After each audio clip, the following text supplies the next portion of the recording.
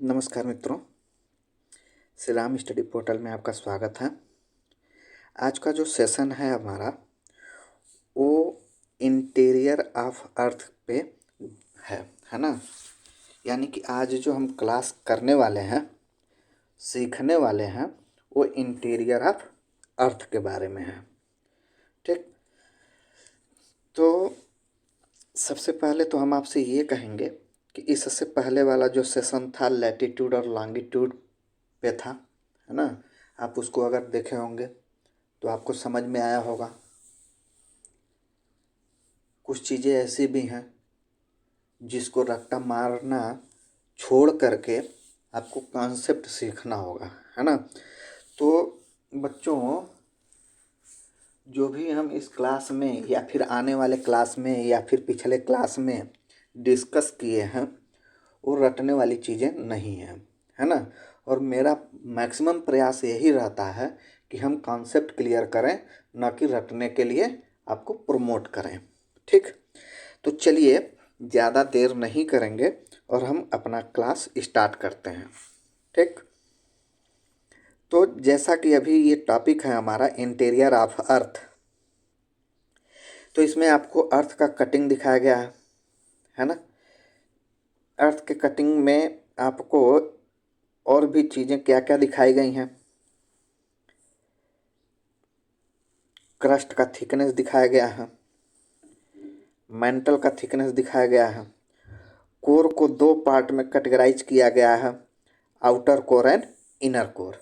ठीक है, तो सबसे पहले आपको एक एग्जांपल दूंगा। जैसे कि आप मार्केट में जब जाते हैं, है ना, वाटरमेलन तरबूज वगैरह जब लेते हैं तो दुकानदार से कहते हैं कि भैया पका तो होगा ना।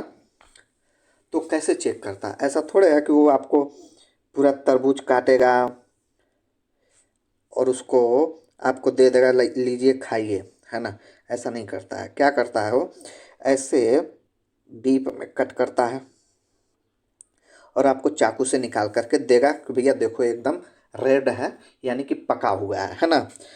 तो सेम, तो इससे पता क्या चला? तरबूज को ट्रायंगल शेप में कट किया तो पता तो ये चला ना कि तरबूज अंदर से कैसा है, पका हुआ है। उसमें बहुत सारे सीड्स होंगे तो वहाँ पे भी सीड्स दिखाई दे देगा, बहुत कम होगा तो सीड्स दिखाई ही नहीं देगा, है ना। तो कहीं ना कहीं हम तरबूज या वाटरमेलन के अंदर कैसे फाइंड आउट करते हैं कि ये पका हुआ है या कच्चा है, अंदर कैसा है? तो थोड़ा सा हम सिंपल के तौर पे उसको कट करते हैं, ठीक ना। सेम उसी तरीके से इसको स्टडी करने के लिए क्या किया गया, देखा गया। हम देख रहे हैं कट करके निकाले ऐसे, वैसे इम्पॉसिबल है ना। कट करके अर्थ सरफेस के कोर, सरफेस से लेकर के कोर तक को हम कट करके हम प्रैक्टिकली देखें, ये इम्पॉसिबल है। ठीक, ये केवल स्टैंडर्ड माना गया है कि ऐसा हो सकता है। ठीक, अब हम बात करेंगे शेप ऑफ अर्थ के बारे में। शेप ऑफ अर्थ,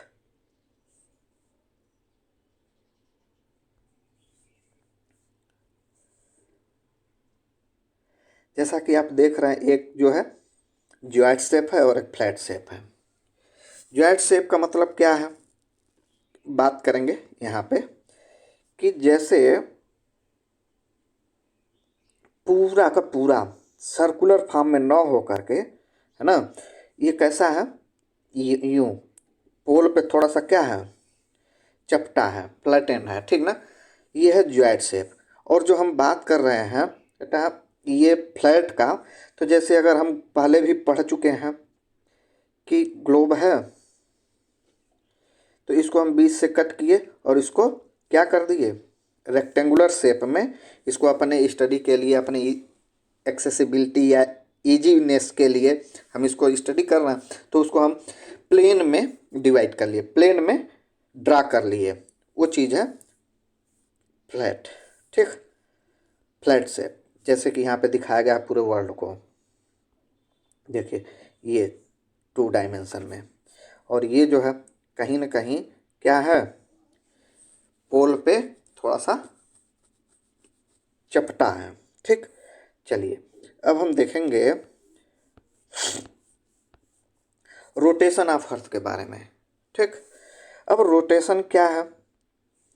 अर्थ जो है अपने एक्सिस के अलांग क्या करता है? वेस्ट टू ईस्ट रोटेट करता है। ठीक है, क्या करता है? रोटेट करता है। जैसे यहाँ पे इस डायग्राम में दिखाया गया है, एक्सिस के अलांग क्या कर रहा है? एक्सिस है और एक्सिस के along west to east rotate कर रहा है। ठीक है, और रोटेट करने की वजह से क्या क्या चेंजेज आते हैं उसको हम देखेंगे। और अर्थ जो है हमारा वो 23 अपने रियल एक्सिस से क्या है? 23.5 है। यानी कि हम सीधे सीधे कहें 23.5 डिग्री ईस्ट की तरफ टिल्टेड है। ठीक है, क्या है? टिल्टेड है। और उसके बावजूद भी ये क्या कर रहा है? अपने एक्सिस पे रोटेट कर रहा है। ठीक, चलिए तो रोटेट कैसे करता है इसको हम देख लें। वेस्ट टू ईस्ट रोटेट करता है और एक कंप्लीट रोटेशन में कितना टाइम लगता है? 24 आवर्स या 1 डेज, है ना, एक दिन।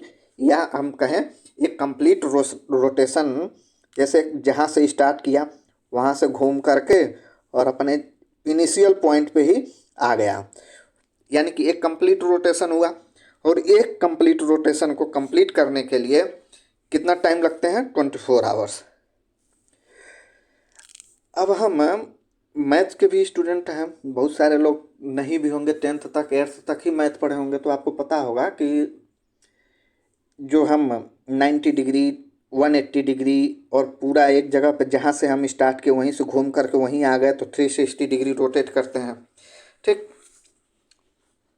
तो ये 24 घंटे में एक रोटेशन कंप्लीट करता है। इसका मतलब क्या हुआ? 360 डिग्री मूव कर गया। बात समझ में आई? Day and night happen due to rotation. अब दिन और रात किसके कारण होते हैं? रोटेशन के कारण, अर्थ के रोटेशन के कारण। अब यहाँ यहीं पे हम देखेंगे, जैसे अभी अर्थ जो है रोटेट कर रहा है, तो जो हेमिस्फेयर सन के फेस के तरफ है, यानी जहाँ पे सोलर रेडिएशन रिसीव हो रहा है, वह उस पोर्शन में क्या है? डे है। और अपोजिट वाला जो पोर्शन है, अपोजिट पोर्शन, ये क्या है? नाइट है।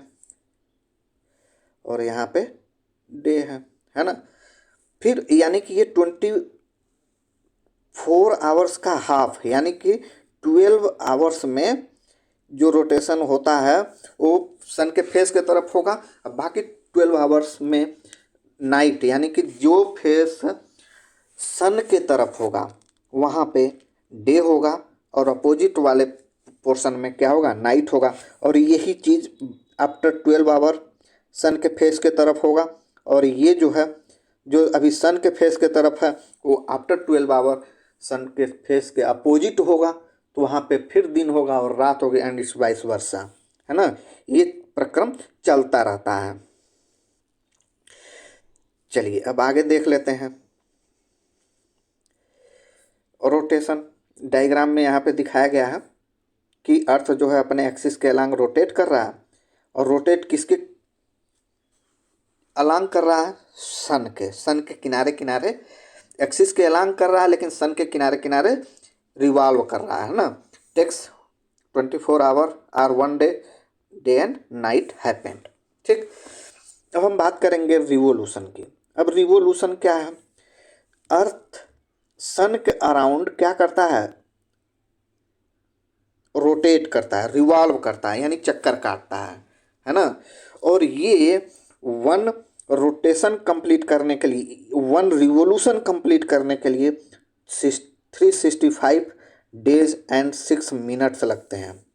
कितना? 6 मिनट, 6 आवर्स, सॉरी 6 आवर्स, यानी कि 365 दिन और 6 घंटे में एक रिवोल्यूशन कंप्लीट करता है अर्थ। किसके अराउंड? सन के अराउंड, है ना। अब हम देखेंगे सन के अराउंड रोटेशन रिवॉल्व करने की वजह से क्या क्या चीज़ें होती हैं। सीजन में चेंजेज आते हैं, जैसे स्प्रिंग, समर, फॉल, विंटर। ठीक, चलिए आगे देखते हैं। Revolution of earth earth complete it's revolution in 365 days and 5 to 6 hours। बात समझ में आई? एक कंप्लीट रिवोल्यूशन करने में, कंप्लीट करने में कितना दिन लगता है? 365 दिन और 6 घंटे के लगभग। Extra 5 or 6 hours each year becomes approx 24 hours in 4 years and added in February as 1 days and February become 29 days and is called leap year। यानी कि ये चीज़ क्या है, इसको बारीकी से समझिएगा कि अर्थ एक रिवोल्यूशन कंप्लीट करने में कितना टाइम लेता है? 365 days and 6 hours। ठीक, यानी एक साल 6 घंटे। तो ये 6 घंटे यानी 6 आवर्स जो एक्सेस हो रहे हैं वो इच 4 ईयर्स बाद, यानी कि हर 4 साल में कितने घंटे हो गए? 24 आवर्स, है ना। और ये 24 आवर्स कितने दिन में कन्वर्ट होंगे? 1 डेज, यानी एक दिन में। और यही एक दिन फरवरी में ऐड कर दिया जाता है जो फरवरी 29 का होता है। और उस जिस साल में, जिस ईयर में फरवरी 29 का हो उसको हम क्या बोलते हैं? Leap year. बात समझ में आई? चलिए, season takes place due to earth revolution, जो हम अभी पिछले स्लाइड में बात कर रहे थे। Perihelion is the nearest position of earth and sun. Sun और अर्थ के बीच का नियरेस्ट पोजीशन है, डेट इज कितना किलोमीटर? 147.9 million kilometer. ये कौन सा पोजीशन है? Perihelion. Aphelion is the farthest position of earth and sun, that is 152.1 million kilometer, है ना। Season are the result of revolution. Revolution का ही रिजल्ट है जो हमको देखने को मिलता है spring, summer, fall and winter में। ठीक है, चलिए अब यहाँ से क्लियर होगा कि क्या क्या चीज़ें कैसे कैसे होती हैं इस डायग्राम से। सन एक्ट एज ए फोकी, है ना, फोकस के रूप में काम करता है। और इलिप्टिकल पाथ में अर्थ क्या करता है? रिवॉल्व करता है। बात समझिएगा इसको यहाँ से। ठीक है, तो हम स्टार्ट करते हैं मार्च से। मार्च के महीने में, मार्च के मंथ में जो सोलर रेडिएशन है डायरेक्ट हीट करता है कहाँ पे? इक्वेटर पे। ठीक, और इस समय जब मार्च का मंथ होता है, मार्च मंथ में जब सोलर रेडिएशन डायरेक्ट हिट करता है इक्वेटर पे, तो नॉर्दर्न हेमिस्फीयर में स्प्रिंग सीजन होता है और सदर्न हेमिस्फीयर में ऑटम सीजन होता है। ठीक, अब जैसे जैसे अर्थ रिवॉल्व हो करके क्या जून के मंथ में इंटर करता है, वहाँ पे सन का जो अर्थ का नॉर्दर्न हेमिस्फीयर यानी नॉर्दर्न पार्ट सन के फेस के तरफ है। और सन के फेस के तरफ होने के कारण ये ज़्यादा सोलर रेडिएशन रिसीव करता है। और वो भी ट्रॉपिक ऑफ कैंसर जो है क्या है? सन से नज़दीक है। ये जो ट्रॉपिक ऑफ कैंसर है सन से नज़दीक है, जिसकी वजह से नॉर्दर्न हेमिस्फीयर में टेम्परेचर ज़्यादा है और नॉर्दर्न हेमिस्फीयर में समर सीजन होता है। और जो सदर्न हेमिस्फीयर है सन से दूर होने के कारण क्या है? सदर्न हेमिस्फीयर में विंटर सीजन है। और इस पोजीशन को हम क्या बोलते हैं? Summer solstice. और जैसे जैसे फर्दर हम मंथ सितंबर में इंटर करते हैं, सितंबर में जैसे ही इंटर करते हैं वही पोजीशन जो अभी मार्च में हम बात कर रहे थे, जो सोलर रेडिएशन डायरेक्ट हिट करता है इक्वेटर को, वही पोजीशन हम क्या करते हैं? सितंबर में भी रिसीव करते हैं। ठीक, अब जब सितंबर में सोलर रेडिएशन किस पे? इक्वेटर पे डायरेक्ट हिट करता है, तो उस समय नॉर्दर्न हेमिस्फीयर में ऑटम सीजन और सदर्न हेमिस्फीयर में स्प्रिंग सीजन टेक्स प्लेस, है ना। स्प्रिंग सीजन की घटनाएं घटती हैं। और जैसे जैसे सितंबर से दिसंबर के तरफ मूव करेंगे, तो जिस तरीके से सन का फेस नियरेस्ट अर्थ के नॉर्थ पोल के तरफ था, सेम उसी तरीके से सदर्न हेमिस्फीयर अर्थ का सन के फेस के तरफ है। जिसकी वजह से सदर्न हेमिस्फेयर में समर सीजन और नॉर्दर्न हेमिस्फेयर दूर है सन के फेस से, जिसकी वजह से सोलर रेडिएशन कम रिसीव करता है।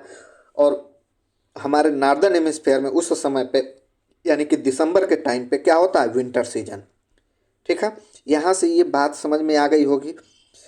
और दूसरी चीज़ क्या है, दिसंबर के टाइम पे सोलर रेडिएशन जो आता है डायरेक्ट हिट करता है ट्रॉपिक ऑफ कैप्रिकॉर्न को हिट करता है ना। ट्रॉपिक ऑफ कैप्रिकॉर्न पे रिसीव होता है और tropic of Capricorn southern hemisphere में है, जिसकी वजह से सदर्न हेमिस्फेयर ज़्यादा हीट रिसीव करता है। और उस सदर्न हेमिस्फेयर में दिसंबर के टाइम पे क्या है, समर सीजन, और नॉर्दर्न हेमिस्फेयर में क्या है, विंटर सीजन।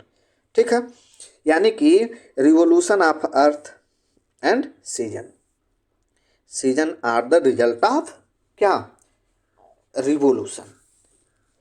ठीक है, अब यहाँ पे कुछ ऐसे पोजीशंस दिए गए हैं जहाँ पे क्वेश्चन पूछा जाता है। ठीक है, तो कभी कभी एनडीए में या सीडीएस में पूछा भी गया है वर्नल इक्विनॉक्स क्या है। तो बहुत सारे लोग जो पढ़े होंगे, जिसका कॉन्सेप्ट क्लियर होगा, वो तो मुस्कुरा रहा होगा। जिसको रटने की आदत होगी, जिसको नहीं समझ में आता होगा, वो सर खुजा रहा होगा, है ना। तो यहाँ सर खुजाने और हंसने की बात नहीं है, यहाँ पे हम आपको कॉन्सेप्ट दे रहे हैं उसको समझिएगा। ठीक है, जो अभी हम बात कर रहे थे 21 मार्च का, है ना, 21 मार्च जब सोलर रेडिएशन कहाँ पे रिसीव होता है, अर्थ के इक्वेटर पे। तो उस समय नॉर्दर्न हेमिस्फेयर में क्या होता है, स्प्रिंग सीजन, और सदर्न हेमिस्फेयर में ऑटम सीजन। उसको हम बोलते हैं, जब नॉर्दर्न हेमिस्फेयर में स्प्रिंग सीजन है, उसको हम बोलते हैं वर्नल इक्विनॉक्स। समर सोल्स्टाइस के बारे में तो अभी पढ़े, विंटर सोल्स्टाइस के बारे में भी देख लिए। विंटर सोल्स्टाइस का मतलब नॉर्दर्न सदर्न हेमिस्फेयर सन के फेस के तरफ है, और समर सोल्स्टाइस का मतलब क्या है, नॉर्दर्न हेमिस्फेयर सन के फेस के तरफ है। और जो लाइन इक्वेटर पे रिसीव हो रही है, उस लाइन को क्या कहते हैं, जो एक दूसरे को इंटरकनेक्ट कर रही है, लाइन ऑफ इक्विनॉक्स। अगर नॉर्मली बात करें तो इसको इक्विनॉक्स का पोजीशन कहते हैं, और अलग अलग केस में अलग अलग नाम दे दिया गया। जैसे अभी मार्च में जो सोलर रेडिएशन इक्वेटर पे रिसीव हो रहा है, वहाँ पे वर्नल इक्विनॉक्स, और जो सितंबर में सोलर रेडिएशन इक्वेटर पे रिसीव हो रहा है, उसको ऑटम इक्विनॉक्स कहते हैं। बात समझ में आई। लाइन ऑफ सोल्स्टाइस यानी कि विंटर सोल्स्टाइस और समर सोल्स्टाइस को मिलाने वाली एक वर्चुअल वर्ड क्या है, imaginary line, line of equinox कहलाती है। अभी हम बात कर रहे थे पेरीहिलियन और अपहिलियन, है ना। तो पेरीहिलियन क्या है, नियरेस्ट पोजीशन है। तो यानी कि जब अर्थ रोटेट करके, रिवॉल्व करके अपना पोजीशन चेंज करता है और इस पोजीशन पे आता है ना, तो इसको हम बोलते हैं पेरीहिलियन। और जब पोजीशन चेंज करते करते मार्च जून के बाद जब इस पोजीशन पे आता है, तो कहीं ना कहीं सन से दूर है, और ये दूर वाला पोजीशन क्या है, अपहिलियन। और इन दोनों पोजीशंस को जोड़ने वाली इमेजिनरी लाइन क्या कहलाती है, लाइन ऑफ अपसाइड्स। यहाँ से बात क्लियर हो गई होगी, और यहाँ से क्वेश्चन कभी कभी पूछा भी जाता है। देखिए, पेरीहिलियन एंड अपहिलियन। अब यहाँ पे डिस्टेंस भी शो कर दिया गया है कि सन और अर्थ के बीच में डिस्टेंस क्या है, और एपिहिलियन में और पेरीहिलियन में सन और अर्थ के बीच का डिस्टेंस क्या है। ठीक है, चलिए अब आगे बढ़ते हैं। Formation of lithosphere. अब लिथोस्फेयर बना कैसे है, ठीक है। तो आपको सीधे सीधे हम बात करें कि लिथोस्फेयर है क्या, ठीक है। लिथोस्फेयर है क्या, तो lithosphere Rocky outer part of earth, जिस सरफेस पे, जिस अर्थ सरफेस पे हम रहते हैं, है ना, ये चट्टान भी हो सकता है, सॉइल भी हो सकता है, ये सारे के सारे क्या हैं, लिथोस्फेयर हैं। और अभी लिथोस्फेयर से आप समुद्री एरिया यानी ओशियानिक बॉडी में जाइएगा तो उसको हाइड्रोस्फेयर का नाम दे दिया गया है। और हवा में जंप करिएगा तो उसको हम नाम दे दिए हैं एटमॉस्फेयर, है ना। तो एटमॉस्फेयर, हाइड्रोस्फेयर और लिथोस्फेयर को समझना जरूरी है। तो ये क्या है? Lithosphere, Rocky outer part of earth, it is made up of brittle crust and top part of upper mantle. यानी अपर मेंटल और क्रस्ट का क्या है? मेल है, यानी मिक्सचर ऑफ, यानी कि दोनों ही लेयर्स का, दोनों ही लेयर मिल करके क्या बनाते हैं? लिथोस्फेयर बनाते हैं। The lithosphere is the coolest and most rigid part of earth. अब यहाँ पे बात किया जा रहा है coolest rigid part of earth. ठीक, अब कूलेस्ट से क्या मतलब है? तो जब हम आगे अभी स्टडी करेंगे, बात करेंगे कि अर्थ सरफेस पे, अर्थ सरफेस से इनर के पार्ट यानी कोर के तरफ जैसे जैसे हम जाते हैं टेम्परेचर इंक्रीज करता है। ठीक है, टेम्परेचर इंक्रीज करता है। अब इंक्रीज करता है, प्रेशर इंक्रीज करता है, तो कहीं ना कहीं अर्थ सरफेस पे टेम्परेचर क्या है? बहुत कम है, जिसकी वजह से हमारा जो क्या है एग्जिस्टेंस है, अगर बहुत ज़्यादा होता टेम्परेचर, अगर बहुत ज़्यादा होता तो क्या होता? हमारा एग्जिस्टेंस नहीं होता। यानी कि हमारे लिए क्या है? कूलेस्ट पार्ट ऑफ अर्थ है ना। चलिए, तो हम बात करेंगे कि लिथोस्फेयर किससे बना हुआ है? तो क्रस्ट और अपर मेंटल से मिलकर के बना हुआ है। यानी लिथोस्फेयर का जो कंपोनेंट है क्रस्ट और अपर मेंटल। ठीक, चलिए आगे बढ़ते हैं।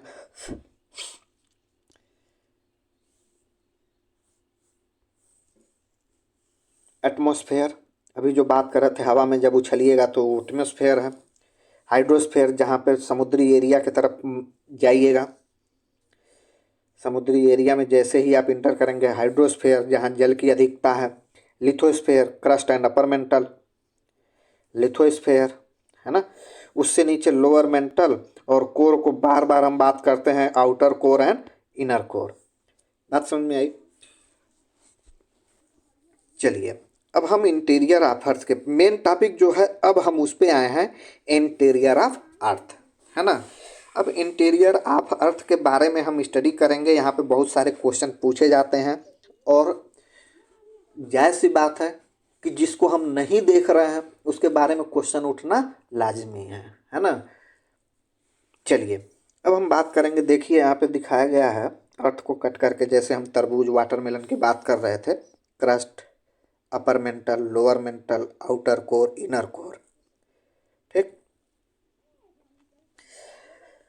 तो सोर्स क्या है? आखिर हमको पता कैसे चला कि जैसे अभी वाटरमेलन की बात कर रहे थे, तो वहाँ पे तो हमने कट कर लिया और पता चल गया कि हमारा वाटरमेलन या तरबूज जो है पका हुआ है, उसमें सीड्स हैं नहीं है, कैसा एक स्ट्रक्चर है पता चल गया। लेकिन अर्थ के इंटीरियर के बारे में कैसे पता चला कि अर्थ का जो लेयर है इतने पार्ट में डिवाइड है? Crust, mantle core, outer core, inner core है। आउटर कोर का स्ट्रक्चर कैसा है, इनर कोर कैसा है, मेंटल कैसा है, इस सब के बारे में कैसे पता चला, है ना। तो बहुत सारे लोग हंस भी रहे होंगे, जिसको पता होगा वो मुस्कुरा रहा होगा कि ये क्या बता रहा है। जिसको नहीं पता होगा वो सर खुजा होगा है ना। तो इसके बारे में हम आपको बताते हैं। ठीक, तो यहाँ पे जब आप हिस्ट्री पढ़ेंगे तो हिस्ट्री में भी बहुत सारी चीज़ें ज्ञात नहीं थी। तो जब आर्किटेक्चरल खुदाई होता था उससे पता लगता था कि हाँ यहाँ पे ये लोग एग्जिस्टेंस में थे, है ना।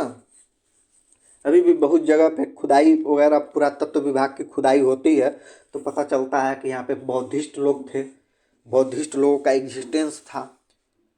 उस समय लिखने पढ़ने का ज्ञान नहीं था, तो कुछ ऐसे चीज़ें थी जिसको देख करके पता लगाया गया कि हाँ भाई कुछ ना कुछ एग्जिस्टेंस में था। तो उसको हम डायरेक्ट और इनडायरेक्ट सोर्स के बारे में बात करते हैं। तो सेम उसी तरीके से अर्थ इंटीरियर के बारे में जब हम बात करेंगे तो किस कौन कौन से सोर्स के बारे में बात करेंगे? डायरेक्ट सोर्स और इनडायरेक्ट सोर्स के बारे में बात करेंगे। ठीक है, अब डायरेक्ट सोर्स के बारे में अगर हम बात करें तो वल्केनिज्म, माइनिंग, इनडायरेक्ट सोर्स के बारे में बात करें तो मेटेओराइट्स एंड सिस्मोलॉजी। वॉल्केनिक इरप्शन के बारे में बात करेंगे या वॉल्केनिज्म के बारे में बात करेंगे तो ये चीज़ है क्या, है ना। तो जैसे हम बात करते हैं, अर्थ सरफेस है, अर्थ सरफेस के अंदर जब हम प्लेट टेक्टोनिक की बात करेंगे तो वहाँ बताएंगे कि वॉल्केनिक इरप्शन कैसे होता है।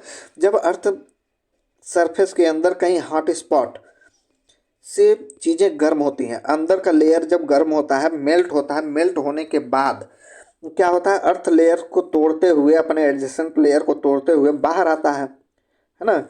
उसको हम बोलते हैं वल्केनिज्म। जब यही गर्म गलित पदार्थ अर्थ के सरफेस को तोड़ते हुए, लेयर्स को तोड़ते हुए बाहर आते हैं तो उसको हम क्या बोलते हैं, मैग्मा बोलते हैं। ठीक, ये क्या है, अंदर जब है तो लावा बोलते हैं।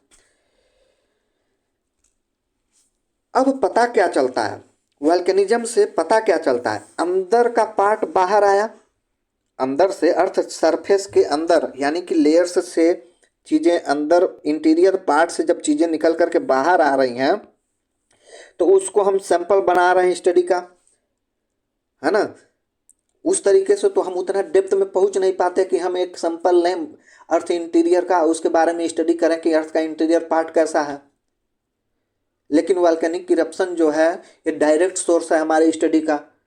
अर्थ के इंटीरियर पार्ट से निकल करके आता है, अर्थ सरफेस पे जमा होता है और उसको हम लेकर के स्टडी का बेस बनाते हैं और स्टडी करते हैं कि जो वॉल्केनिक इरप्शन हुआ उसमें कंपोनेंट क्या क्या है, स्ट्रक्चर कैसा है, रिजिड है, सॉफ्ट है, मटेरियल लिक्विड है, क्या है, कौन सी गैसेज एग्जिस्ट होती हैं, रिलीज होती हैं, है ना। ये सब चीज़ें डायरेक्ट सोर्स यानी कि वॉल्केनिक इरप्शंस के माध्यम से पता चलता है। अब हम आगे देखेंगे माइनिंग क्या है, माइनिंग के बेस पे हम कैसे ये चीज़ें पता करते हैं।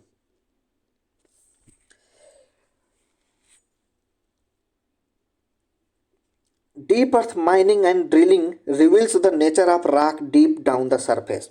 यानी कि डीप अर्थ माइनिंग यानी कि अर्थ के अंदर डेप्थ में खुदाई करने पे या ड्रिलिंग करने पे पता चलता है कि रॉक्स, चट्टान का नेचर क्या है, कहाँ पे, अर्थ सरफेस के नीचे। But as mining and drilling not particularly sorry but as mining and drilling are not practically possible beyond the certain depth। यानी कि एक निश्चित सीमा के बाद, है ना, हम अधिकांश गहराई तक नहीं जा सकते। एक हमारे पास सीमा है, लिमिट है, सर्टेन लिमिट है कि हम इतने डेप्थ तक जा सकते हैं, उसके बाद हम खुदाई नहीं कर सकते। They don't reveal much information about the earth interior. और इससे हमको अर्थ इंटीरियर के बारे में उतना एग्जैक्ट पता नहीं चल पाता, क्योंकि आज तक जो सबसे डीपेस्ट ड्रिलिंग की गई है वो 12 से 14 किलोमीटर का होल है, जो यूएसए में, ये सॉरी रसिया में किया गया, सोवियत यूनियन में किया गया है। Mponeng gold mine, deepest mine in the world, and Tautona gold mine, second deepest mine in the world in South Africa, are deepest mine reaching the depth only at 3.9 kilometre. देखिए, लेकिन अर्थ के layers, अगर हम earth surface से inner core तक यानी centre तक की बात करें तो 6371 किलोमीटर इसका क्या है, रेडियस है। तो उतने रेडियस के डेप्थ में हमारा जा पाना मुश्किल है। अभी हम बात कर रहे हैं ना कि जो सबसे डीपेस्ट ड्रिलिंग की गई है 12 से 14 किलोमीटर का किया गया है कोला पेनिनसुला में, जो कहाँ पे है, सोवियत यूनियन। ये कब किया गया था, 1917 के टिकट में, है ना। तो ये भी क्या हुआ, इससे भी हमको एग्जैक्ट जानकारी नहीं मिली, माइनिंग से भी, वॉल्केनिक इरप्शन से भी उतना एग्जैक्ट जानकारी नहीं मिला। फिर हम आए इनडायरेक्ट सोर्स पे, मेटोराइट्स का हेल्प लिए। किसका, मेटोराइट्स का। अब आप सोच रहे होंगे भाई हमको स्टडी करना है अर्थ के इंटीरियर पार्ट में और ये पागल क्या कर रहा है, मेटोराइट्स के बारे में बात कर रहा है ना। मेटोराइट्स के बारे में कैसे पता चलेगा कि अर्थ सरफेस का अर्थ इंटीरियर कैसा है? दिमाग तो झंझना गया होगा, है ना। लेकिन कोई बात नहीं, चलिए।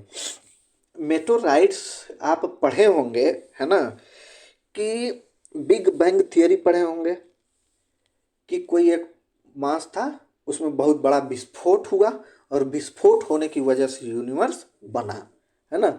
यानी कि सीधे सीधे बात करें तो किसी एक बॉडी से ही सारे के सारे प्लैनेट्स, सैटेलाइट्स, जो भी चीज़ें हैं बने हुए हैं, स्टार्स वगैरह बने हुए हैं। अब चीज़ें समझ में आ गई होंगी कि मेटोराइट्स का हेल्प हम क्यों ले रहे हैं। चलिए बात करते हैं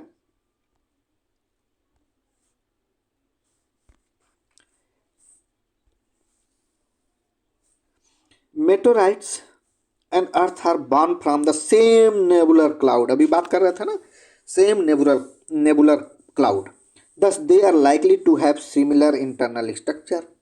यानी कि अगर हम सेम बॉडी से मिल करके बने हुए हैं तो क्या होगा? सेम स्ट्रक्चर होगा, सिमिलर स्ट्रक्चर होगा। जैसे जब कोई क्राइम करता है तो क्राइम सीन पे ये देखा जाता है कहीं उसका क्या एविडेंस, जैसे नाखून हो, नेल, हेयर्स, ब्लड सैंपल मिल जाता है तो उससे पता लगा लेते हैं कि डीएनए आरएनए मैच कर रहा है कि नहीं मैच कर रहा है। उससे हम पता लगाते हैं कि हाँ ये फला आदमी क्राइम सीन पे अवेलेबल था। सेम उसी तरीके से हम स्टडी कर रहे हैं अर्थ सरफेस के बारे में, और सैंपल किसका ले रहे हैं? मेटोराइट्स के बारे में। When meteorites they fall to earth,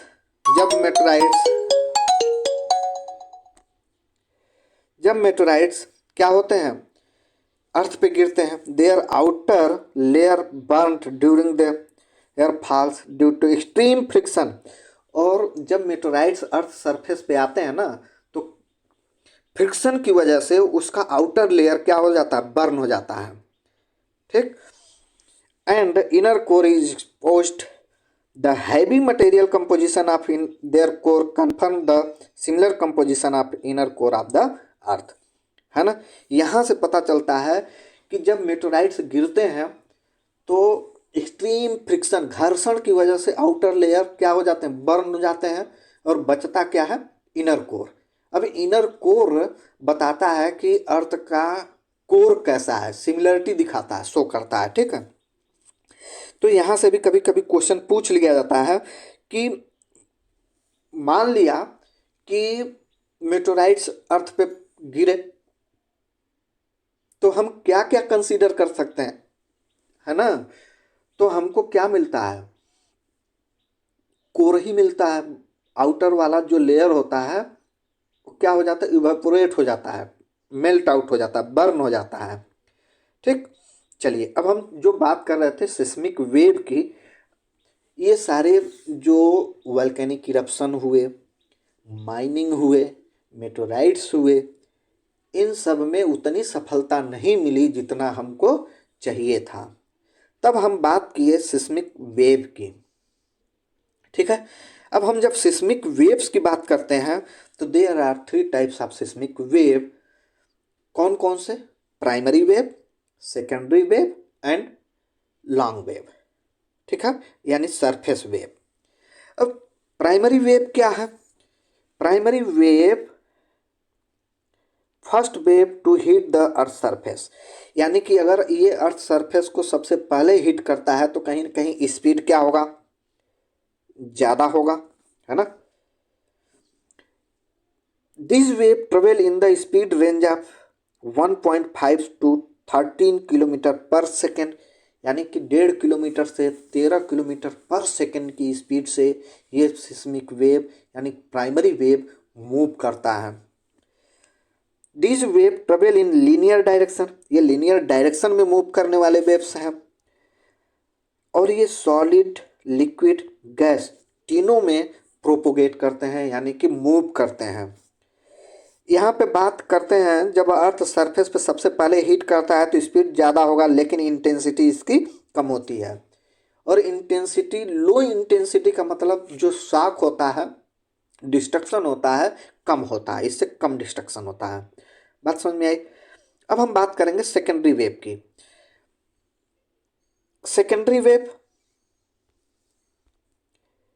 this arrive after P wave, सबसे पहले प्राइमरी वेव मूव किया, उससे पीछे पीछे पीछे पीछे सेकेंडरी वेव पहुंचते हैं।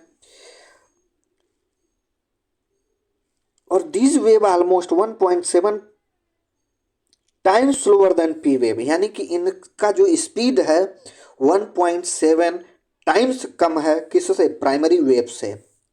ठीक है। ये ट्रेवल इन ट्रांसवर्स डायरेक्शन, और ये केवल और केवल सॉलिड स्टेट के माध्यम से ही, मीडियम इसको क्या चाहिए, सॉलिड चाहिए मूव करने के लिए, प्रोपोगेट करने के लिए। This wave have lower speed and higher intensity in compare to P wave, यानी कि इनका जो स्पीड है प्राइमरी वेव से कम है, लेकिन इंटेंसिटी प्राइमरी वेव से ज़्यादा है। अब हम बात करेंगे सरफेस वेव की। तो सरफेस वेव की स्पीड सबसे कम होती है, लेकिन इंटेंसिटी बहुत ज़्यादा होता है। ठीक है। क्या होता है, सरफेस वेव की स्पीड जो है सबसे कम होता है और इंटेंसिटी बहुत ज़्यादा होता है। और ये कहाँ पे चलते हैं, सरफेस पे, है ना, सरफेस पे जिगजैग मोशन में चलते हैं। चलिए, और ये बहुत ही डिस्ट्रक्टिव होते हैं। अब यहाँ पे बात करते हैं सिस्मिक वेव की। ठीक।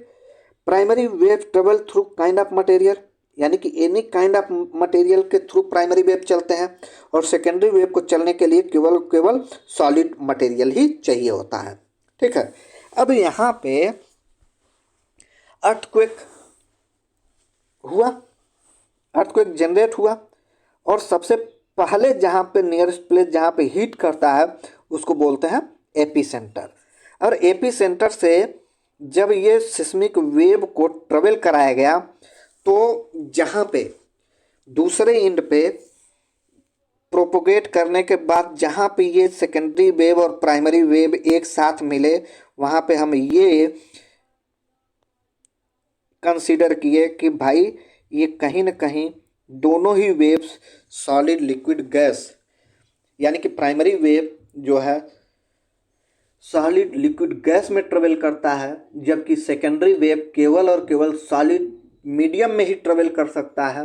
तो जहाँ प्राइमरी और सेकेंडरी वेव दोनों ऑब्जर्व किए गए, वहाँ पे ये हम कंसीडर किए, ये कंक्लूजन ड्रा किए कि कहीं ना कहीं जहाँ पे प्राइमरी और सेकेंडरी वेव दोनों साथ साथ मिले हैं, वो जो लेयर है सॉलिड स्टेट में है। ठीक है। जहाँ पे लिक्विड स्टेट मिला, वहाँ से सेकेंडरी वेव गायब हो गया, है ना, डिसअपीयर हो गया, वहाँ फिर ट्रेवल नहीं कर पाए। और फिर जैसे ही बाहर देखे, वहाँ पे हमको प्राइमरी वेव मिला, यानी कि ये जो एरिया है ना, यहाँ पे नो डायरेक्ट एस वेव यानी सेकेंडरी वेव हमको नहीं मिले। तो कहीं ना कहीं ये फाइंड आउट किया गया कि आउटर कोर जो है लिक्विड स्टेट में है, जिसकी वजह से सेकेंडरी वेव नहीं दिखाई दी, नहीं ट्रेवल की, और इनर कोर सॉलिड स्टेट में मिला, है ना।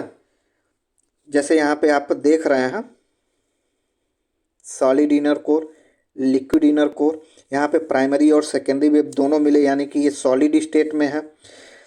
पी वेव शैडो जोन, यहाँ से पी वेव नहीं मिला, है ना, no direct P wave, no direct sun S wave.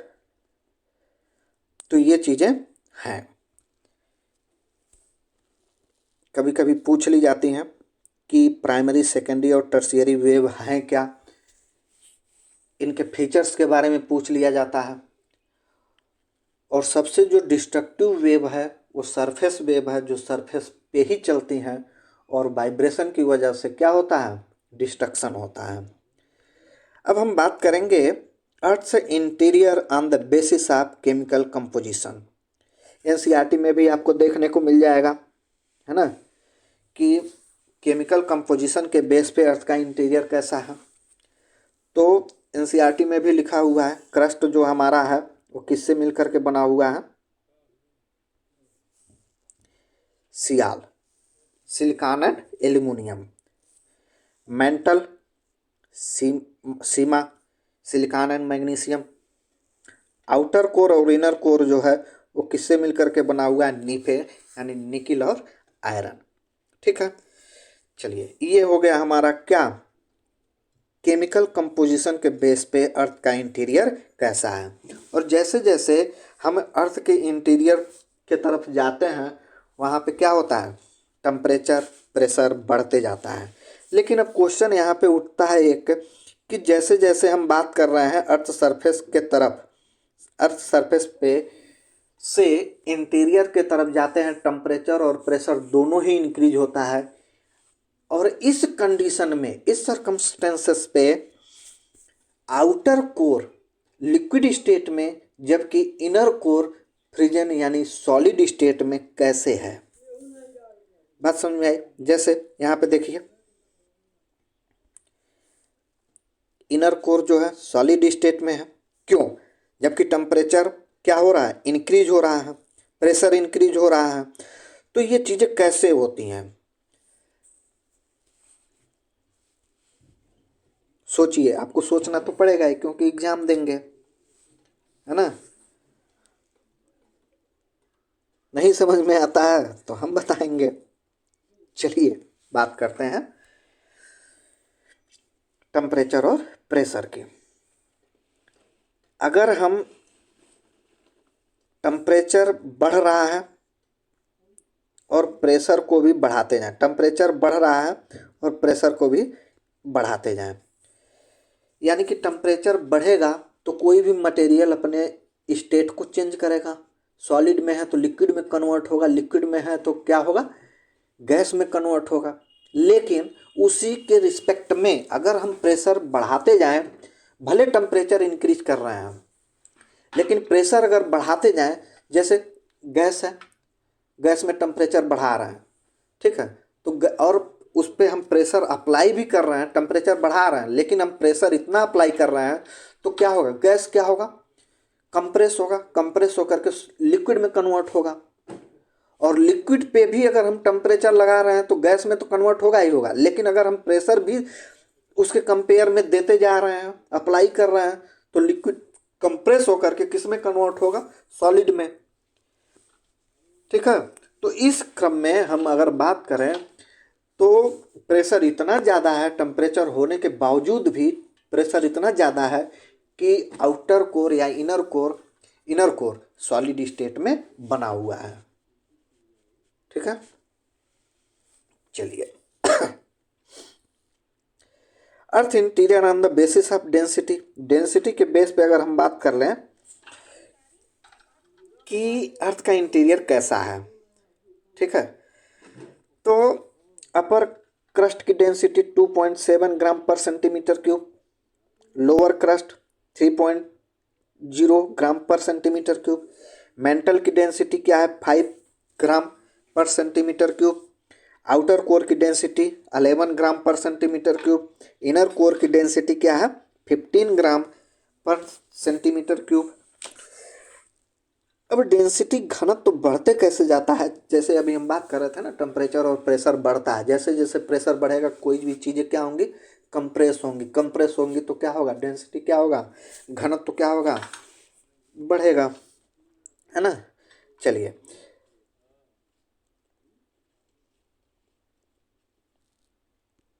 Discontinuity के बारे में बात करेंगे। अब यही डिसकंटिन्यूटी क्या है, जब हम बात कर रहे थे अभी कि क्रस्ट की डेंसिटी क्या है, मेंटल की डेंसिटी क्या है ना। अभी यहाँ पे हम देख लेते हैं फिर से,